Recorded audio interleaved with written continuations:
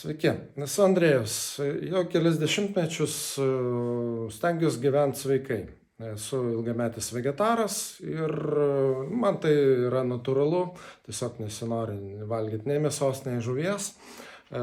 Ir tiesiog laikau save ir laikiau sveiku žmogum, bet turėjau ten alerginę slogą, kažkiek vangumo, kažkiek tai neįsimigodavau ir atrodė, kad tai yra normalu. Ir padarius balansų testą įsitikinau, kad yra uždegimas gan nemažas, pradėjau vartoti balansinį aliejų, kelis dar produktus.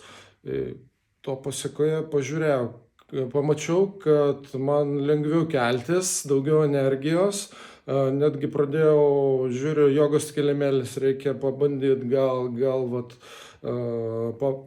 pavoliotis ant volelio, prasitampyti raumenis ir pradėjo smegenis veikti, nes mano hobis ilgametis yra protmūšiai įvairius. Žiūriu, kad pagerėjo rezultatai ir mano asmeniniai, ir komandos, prisimenu daugiau informacijos, apdoroju, mažiau stresuoju, daugiau energijos lieka ir vakare. Ir toks rezultatas jau laikosi net 4 metus, reguliariai vartoju produkciją ir džiaugiuosi gyvenimu.